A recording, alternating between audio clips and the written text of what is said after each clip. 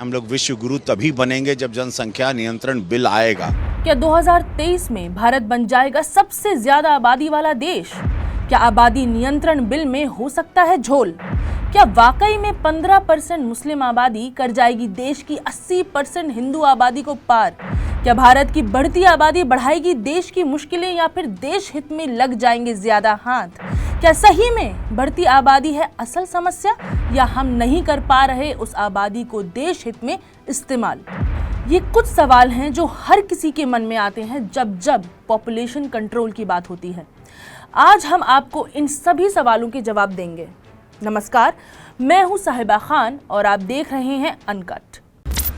करीब 2 हफ्ते पहले संयुक्त राष्ट्र यानी कि यूनाइटेड नेशंस ने कहा कि 2023 में भारत चीन की आबादी को भी पार कर जाएगा और आगे कहा कि भारत आगे भी इस खाई को, इस गैप को और भी ज्यादा बढ़ाने वाला है। यानी कि सावधान हो जाएं, भारत की आबादी में अब विस्फोट होने वाला है। ऐसा आकलन है 2022 तक भारत में जहां 1 अरब 41 करोड़ 20 लाख की आबादी हो जाएगी, चीन 2022 के अंत तक 1 अरब 42 करोड़ 26 लाख का आंकड़ा छुएगा। ये गैप बहुत ही छोटा सा गैप है दोस्तों, जो भारत आसानी से 2023 तक पाट लेगा। 2050 तक चीन की आबादी 1 अरब 41 करोड़ 17 लाख होगी और भारत जहां आबादी जवान है वो 1 अरब 66 करोड़ 80 लाख को छुएगा।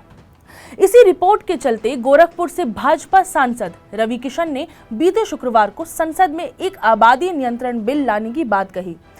सुनिए क्या कहा रवि किशन साहब ने बिल लाने की बात पर। देखिए, सुपर पावर का जो सपना यशस्वी प्रधानमंत्री जी देख रहे हैं, हम लोग विश्व गुरु तभी बनेंगे जब जनसंख्या नियंत्रण बिल आएगा। जनसंख्या पे नियंत्रण लाना बहुत ज़रूरी है। जो हिसाब से जनसंख्या बढ़ रही है, एक विस्फोट की ओर हम लोग जा रहे हैं। उसको सोचते हुए, उसको देखते हुए 3 साल से मैंने इस पर तैयारी की है। ये सिर्फ विकास के रास्ते पर जाएगा बिल। और मेरी बात याद है, जिस दिन ये पारित होता है, ये देश विश्व गुरु बनने की पूरी तरह एक उड़ान भर चुका होगा। विश्व जनसंख्या दिवस पर केंद्रीय मंत्री गिरिराज सिंह ने भी ऐसी ही डिमांड की थी। उनका भी मानना है कि अगर भारत की आबादी ऐसी ही बढ़ती रही तो भारत को विश्व गुरु बनने में दिक्कत हो जाएगी। सुनिए उनका क्या कहना है। विश्व के स्थान पर पहुंचने में कठिनाई होगी क्योंकि हमारा संसाधन सीमित है। सीमित संसाधन में ये सुरसा रूपी बढ़ती हुई आबादी हम प्रतिदिन ऑस्ट्रेलिया और इजराइल एक साथ पैदा कर रहे हैं। 2 करोड़ से ऊपर बच्चे पैदा हो रहे हैं। इसलिए मैं अपील करना चाहूंगा कि आज शपथ ले, चाहे सब राजनीतिक दलों से, किसी धर्म और राजनीति के चश्मे से ना देखें, इसे देश के चश्मे से देखें और एक कड़ा कानून के लिए सड़क से लेकर संसद तक आवाज उठे। हालांकि उत्तर प्रदेश में राजनीति फिर से घूम फिर कर हिंदू मुसलमान पर आ ही जाती है। तो योगी आदित्यनाथ साहब ने अपने एक बयान में कहा है कि कानून तो आना चाहिए, मगर उसकी वजह से कहीं पॉपुलेशन इम्बैलेंस यानी कि जनसंख्या असंतुलन ना हो जाए। हमारे सामने समस्या देखने को मिलती है कि किसी एक वर्ग विशेष में मातृ मृत्यु दर भी ज्यादा है, शिशु मृत्यु दर भी ज्यादा है। अगर 2 बच्चों के बीच में अंतराल कम है, इसका खर्चा मातृ मृत्यु दर पर भी और शिशु मृत्यु दर पर भी पड़ेगा और उसकी कीमत चुकानी पड़ेगी पूरे समाज को। अब इसका अर्थ वही समझदार समझ सकते हैं जिनके लिए एक इशारा ही काफी है। ये उसी डर की बात कर रहे हैं जो कई हिंदुत्व वाले विचारधारा के लोगों में पनप रही है कि कहीं मुसलमानों की आबादी हिंदुओं से ज्यादा ना हो जाए। और आज ये भ्रम भी मैं तोड़ने वाली हूँ। आबादी विस्फोट यानी कि पॉपुलेशन एक्सप्लोजन की समस्या सुनने में आसान भले ही लगती है, मगर गहराई से समझेंगे तो इतनी आसान है नहीं। कई फैक्टर्स इस पर काम कर रहे होते हैं, जिनमें P × A × T का फॉर्मूला सबसे ज़रूरी है। P माने पॉपुलेशन, A माने एक्सेस यानी कि साधन तक पहुंच और T यानी कि टेक्नोलॉजी तक पहुंच। तो सरकार और लोगों को 2 चीज़ों का डर है। एक तो ये कि साधन लिमिटेड हैं और आबादी का बढ़ना यानी साधन कम होना, और दूसरा अल्पसंख्यकों का बढ़ता जन्म दर। इसी पर बात करते हैं कि कितना जायज़ है ये डर। पहला फैक्ट आपको बता दूं, अखंड भारत में बर्थ रेट इन जनरल गिरा हुआ है।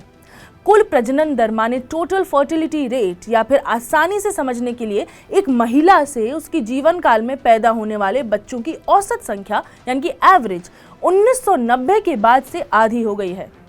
नेशनल फैमिली हेल्थ सर्वे की रिपोर्ट में पाया गया है कि भारत में प्रजनन दर 2 पर है, जिसे कहा जा रहा है कि वो बिलो रिप्लेसमेंट है, मतलब इसे बेहतर करना काफ़ी हद तक नामुमकिन है। अब इसका क्या मतलब है? प्रजनन दर अगर इतना कम है, इसका मतलब ये है कि आबादी खुद ब खुद स्थिर हो जाएगी आगे चलकर इवेंचुअली, और आबादी अब से नीचे की तरफ ही ढलकना शुरू होगी, क्योंकि जितने लोग पैदा होंगे उससे कहीं ज़्यादा लोग मरेंगे भी। अब आ जाते हैं काफ़ी मशहूर भ्रम पर कि क्या मुसलमानों की आबादी हिंदुओं की आबादी को पार कर जाएगी?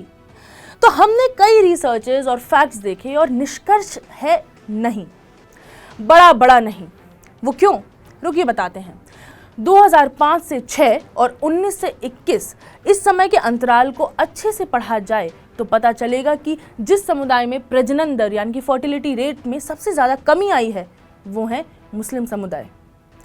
S.Y. कुरैशी की किताब द पॉपुलेशन मिथ पढ़ेंगी तो आपको वो स्टडीज़, आपको वो रिसर्च सब मिल जाएंगी जो इस बात की पुष्टि करती हैं।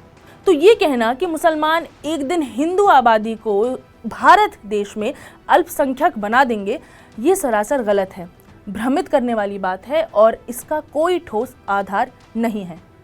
अब आपको बताते हैं कि सरकार और लोगों को आखिर किस चीज़ की फिक्र करनी चाहिए, असल में करनी चाहिए। हमें फिक्र करनी होगी डेमोग्राफिक डिविडेंड की। हमारी दिक्कत ये नहीं है कि आबादी बढ़ रही है, भारत बहुत बड़ा देश है यार। हमारी मुश्किल ये है कि इतनी बड़ी आबादी का हम सही से उपयोग नहीं कर रहे, हम उनको प्रोडक्टिव नहीं कर रहे। भारत अपना डेमोग्राफिक डिविडेंड का सही इस्तेमाल नहीं कर पा रहा है। मगर ये डेमोग्राफिक डिविडेंड होता क्या है, बताते हैं।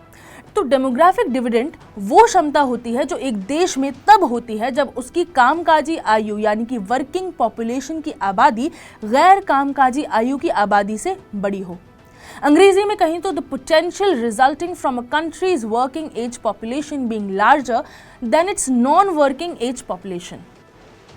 इस डेमोग्राफिक डिविडेंड की पावर हमारे पास अगले 30 साल तक रहेगी। वो कैसे? गणित समझाते हैं। बताते हैं कि 18 से 19 के इकोनॉमिक सर्वे में केंद्र सरकार ने कुछ बातें साझा की। 2011 में भारत में आधी से ज्यादा आबादी कामकाजी लोगों की थी। 2041 तक ये आबादी पूरा 60% हो जाएगी, और इसका मतलब ये है कि 30 सालों में हमें इस डेमोग्राफिक डिविडेंड के फायदे ही फायदे हैं। बस इसी आबादी को सही से इस्तेमाल यानी कि टैप करने की ज़रूरत है। देश में हर समुदाय पास इंटरनेट की सुविधा नहीं है, अनपढ़ता है, टेक्नोलॉजी का एक्सेस नहीं है, लोग बेरोजगार घूम रहे हैं। भले ही देश में कामकाजी लोगों की तादाद बढ़ी है मगर वर्क फोर्स नहीं बढ़ी है।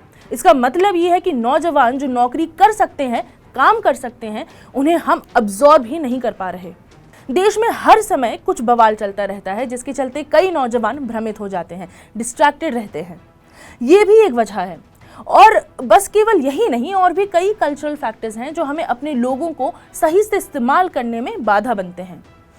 जैसे कि महिलाएं इन सब में सबसे ज़्यादा प्रभावित होती हैं, क्योंकि पितृसत्ता, हर टेक्नोलॉजी, हर बिल इसी पर आकर ख़त्म हो जाता है कि भैया बर्थ रेट कैसे कम कराया जाए, और उसमें सभी तरीके की औरतों की बॉडीज़ पर टारगेट होता है। चीन, सिंगापुर, ताइवान, कोरिया जैसे देश महिलाओं की कामयाबी की वजह से आगे निकल रहे हैं। ये मैं नहीं बल्कि रिपोर्ट्स बता रही हैं। ऐसे पॉपुलेशन कंट्रोल बिल्स की वजह से जो असर औरतों पर पड़ेगा, उस वजह से हम अपनी आधी वर्कफोर्स को उसी में बिता देंगे। थ्योरी के हिसाब से देखें तो इतनी बड़ी कामकाजी आयु के लोग भारत में हैं, तो अभी तक तो हम हर सेक्टर में यानी कि मैन्युफैक्चरिंग से लेकर के रिटेल तक हर जगह अच्छा परफॉर्मेंस दे सकते थे। बजाय इसके हमारी कामकाजी जनसंख्या बढ़ती जा रही है और लोग बेरोजगार हैं, वरना अपनी शिक्षा और हैसियत से कम कमा रहे हैं। तो कहने को बढ़ती जनसंख्या हर देश के लिए एक बून होती है, मगर यदि यही लोग अनसैटिस्फाइड हैं, डिसकंटेंट हैं, इनके पास रोजगार नहीं है, रोजगार की उम्मीद तक नहीं है, तो यही बड़ी आबादी किसी भी देश को नीचे ले डूबेगी। अब सरकार और पॉलिसी मेकर्स को ज़रूरत है सही मुश्किल आइडेंटिफाई करने की और उस पर काम करने की, बजाय भ्रम बेचने की या फिर बगैर लॉजिक की बातें करने की। अगर आपको ये एपिसोड पसंद आया हो, अच्छा लगा हो तो ज़रूर शेयर करें, हमें सब्सक्राइब करें। मैं हूँ साहिबा खान और आप देख रहे हैं अनकट।